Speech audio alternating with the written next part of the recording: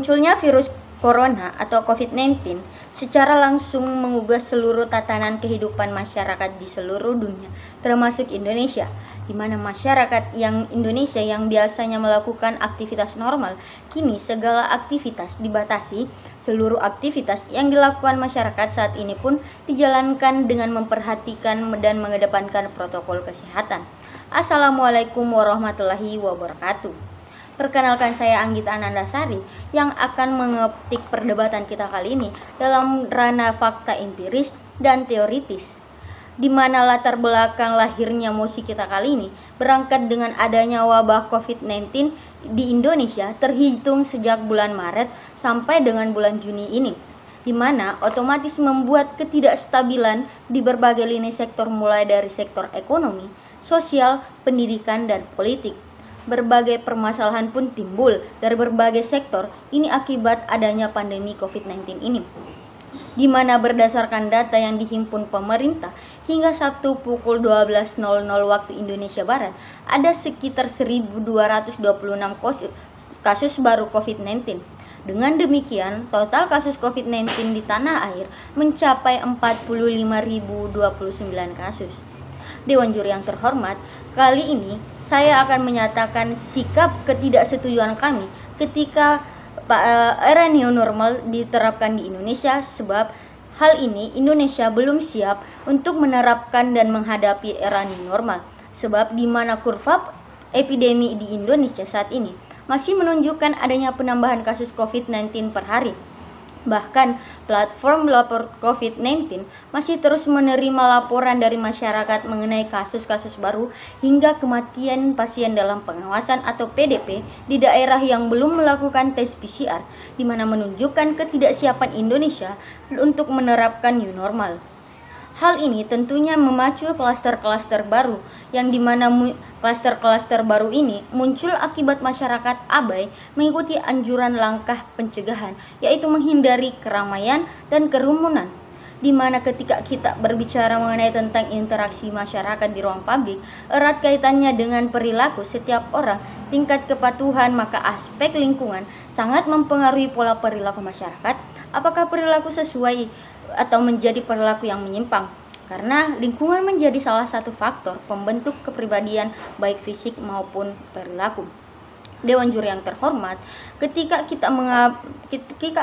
kita menerapkan era new normal, maka banyak kesiapan-kesiapan yang harus kita laksanakan, di mana izinkanlah saya untuk mengangkat fakta empiris di mana sedang viral saat ini di masa pandemi COVID-19 dikarenakan sikap abai dan menyepelekan bahaya dari virus corona. Sikap menyepelekan itu terlihat di sejumlah pusat perbelanjaan dan pasar. Masyarakat asik berbelanja kebutuhan lebaran tanpa mengindahkan protokol kesehatan, di mana warga berbondong-bondong berbelanja dan rela antri berdesak-desakan demi bisa berbelanja untuk kebutuhan dipakai di hari lebaran. Masyarakat belum bisa menerapkan era new normal karena tidak sesuai dengan kebiasaan yang berada di dalam masyarakat, sehingga tantangannya adalah menjadikan protokol kesehatan untuk pencegahan COVID-19 sebagai bagian dari budaya. Disinilah menjadi urgensi jika dihubungkan dengan aspek kajian kriminologi, merujuk pada teori Travis Hirschi, yaitu teori kontrol sosial yang melibatkan kepatuhan masyarakat, karena efektivitas tingkat kepatuhan kedisiplinan perilaku tersebut juga sangat dipengaruhi dari aspek lingkungan, dimulai dari aspek lingkungan terkecil dalam keluarga, seterusnya secara berjenjang sampai dengan pemerintahan daerah dan pemerintahan tingkat nasional. Hal ini telah mencerminkan bahwasanya masyarakat belum siap untuk menerapkan new normal, di mana jika tidak ada kepatuhan dan kedisiplinan, malah cenderung yang ada sikap pembiaran akan sulit bagi pemerintah menerapkan konsep new normal. Hal ini malah akan menjadi hambatan terkhusus petugas keamanan di lapangan bila masyarakat belum siap atau tidak mau menerapkan perilaku baru ini. Justru yang ada akan lebih mudah menjadi potensi berbenturan dengan masyarakat dan menjadikan efektivitas tujuan new normal tidak tercapai. Hal inilah yang melandasi kami. Mengapa kami sangat setuju jika penerapan new normal belum dilaksanakan, sebab penerapan new normal secara tergesa-gesa malah akan menyebabkan melonjaknya kasus COVID-19. Dalam suatu sistem demokrasi, hukum hadir sebagai sebuah koridor. Namun ketika hukum tak lagi menjadi sebuah koridor, maka negara hukum akan bergeser menjadi negara kekuasaan. Profesor Mahfud MD dalam bukunya Politik Hukum di Indonesia. Bismillahirrahmanirrahim. Assalamualaikum warahmatullahi wabarakatuh. Shalom, Om Swastiastu, Namo Buddhaya.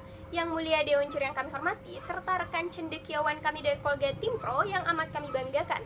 Perkenalkan, saya atas nama Andi Indra Erawati dari tim Aldi Bawinam selaku tim kontra pada mosi perdebatan kita kali ini, yakni Indonesia belum siap menerapkan new normal. Namun jauh sebelum masuk ke dialektika yang objektif, izinkanlah saya untuk meluruskan miskonsepsi dan kekeliruan berpikir yang sedari tadi dipertahankan oleh rekan-rekanku dari Polga Timpro.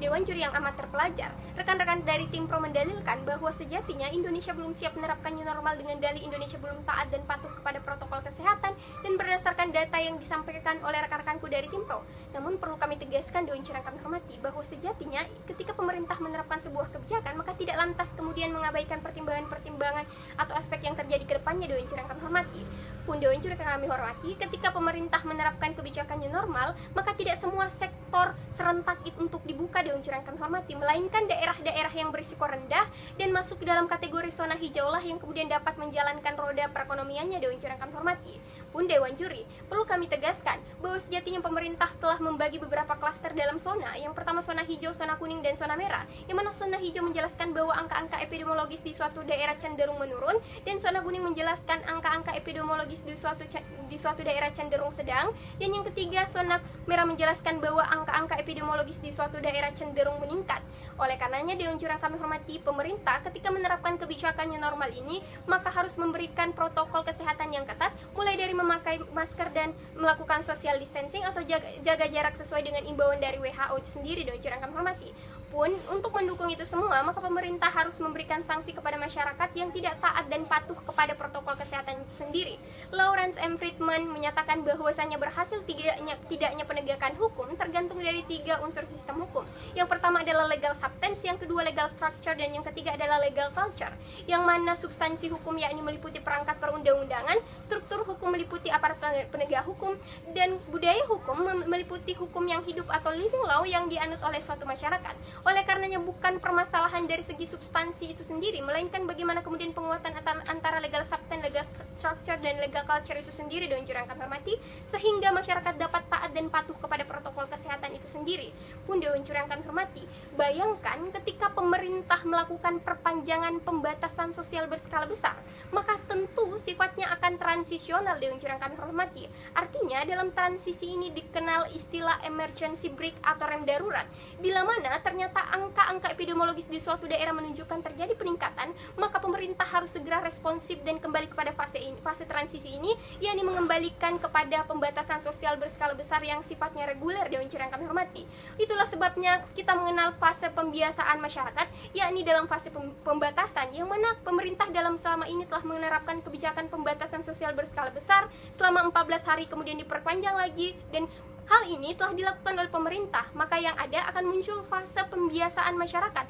Fase pembiasaan masyarakat seperti apa? Yakni fase hidup sehat dan bersih. Dewan Juri yang kami hormati, oleh karenanya ketika pemerintah menerapkan kebijakan new normal ini, maka masyarakat pun harus ikut serta dan mendukung program kebijakan pemerintah itu sendiri. Dewan Juri yang kami hormati, cum ad sum testimoniarum quid opus est verbis, saat bukti dari fakta ada, apa gunanya kata-kata. Berdasarkan data dari Kementerian Ketenagakerjaan menyatakan bahwasanya sebanyak 1.722.928 orang yang di PHK akibat dari COVID-19 ini. Dewan Juri yang kami hormati, jadi bayangkan ketika pemerintah justru menerapkan PSBB dan memperpanjang PSBB, maka banyak masyarakat yang akan cenderung menderita ketika diberlakukannya PSBB ini sendiri. Dewan Juri yang kami hormati, pun Dewan Juri yang kami hormati, ketika rekan-rekan mengkhawatirkan terjadinya gelombang kedua virus COVID-19, maka pemerintah harus segera responsif ketika melihat bahwa di dalam suatu daerah memang terjadi peningkatan kasus. Dewan Juri yang kami hormati, dan sampai dengan detik ini kami selaku tim kontra menyatakan menolak proposal yang disampaikan oleh rekan-rekanku dari tim pro, karena sampai dengan saat ini rekan-rekan dari tim pro tidak menawarkan solusi apapun. Sekian dan salam konstitusi. Assalamualaikum warahmatullahi wabarakatuh. Dunia tak lagi sama setelah pandemi melanda. Dampaknya menumbuhkan sendi-sendi kehidupan bangsa.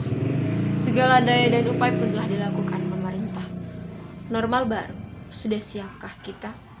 Assalamualaikum warahmatullahi wabarakatuh. Shalom, Om Swastiastu, Namo Buddhaya. Dengan juri yang amat bijaksana, rekan-rekan berpikir dari pihak pro dan pihak kontra yang amat saya banggakan, perkenankanlah saya atas nama Karisma Sulastri yang akan membawakan konklusi pada perdebatan kita kali ini. Dengan mosi, Indonesia belum siap menerapkan new normal. Sebelumnya saya akan menyampaikan poin kritis terhadap argumentasi tim pro dan tim kontra. Dewan juri yang terhormat, sedari tadi pihak pro menyatakan argumentasinya tanpa disertai dengan data dan fakta yang jelas sehingga tidak terbukti kebenarannya. Pun Dewan juri yang terhormat, sedari tadi pihak pro mendalilkan bahwa tidak ada protokol teknis penyelenggaraan new normal. Namun pada kenyataannya Dewan juri yang terhormat, telah ada protokol teknis penyelenggaraan new normal yang disiapkan oleh pemerintah. Sementara dari pihak kontra Dewan juri yang terhormat, yang dari tadi mengamini adanya pemberlakuan atau penerapan new normal dengan mengatasnamakan pemulihan ekonomi nasional, akan tetapi mengabaikan adanya risiko serangan gelombang kedua pandemi atau second wave yang dialami juga oleh Korea Selatan. Kemudian Dewan juri yang terhormat, penerapan new normal juga tidak boleh membuat kita abai terhadap kesiapan dari pemerintah daerah itu sendiri sebagai pelaksananya. Kemudian Dewan juri yang terhormat, tim kontra juga mendalilkan adanya emergency brake atau rem darurat.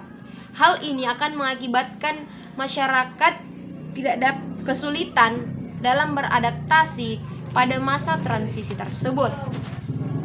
Pemerintah menerapkan kebijakan new normal dengan tidak memperhatikan kriteria atau syarat dari WHO, maka kebijakan yang dikeluarkan adalah merupakan kebijakan yang non-scientific, populisme atau populer tapi tidak didasarkan pada fakta-fakta ilmiah.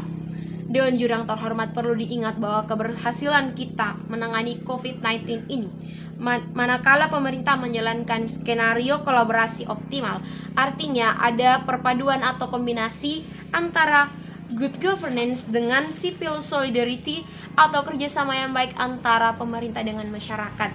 Penerapan new normal ini bisa diberlakukan di Indonesia, tapi dengan memerhatikan kriteria yang sudah dipaparkan oleh WHO. Dewan juri yang terhormat, perlu diingat lagi bahwasanya pandemi ini merupakan ujian bagi kehidupan berbangsa dan bernegara kita. Ketika kita bisa melewati pandemi ini dengan baik, maka kita akan keluar sebagai bangsa pemenang. Namun sebaliknya, ketika kita tidak dapat melewati pandemi ini dengan baik, maka kita akan keluar sebagai bangsa pecundang. Sekian dan terima kasih. Wassalamualaikum warahmatullahi wabarakatuh.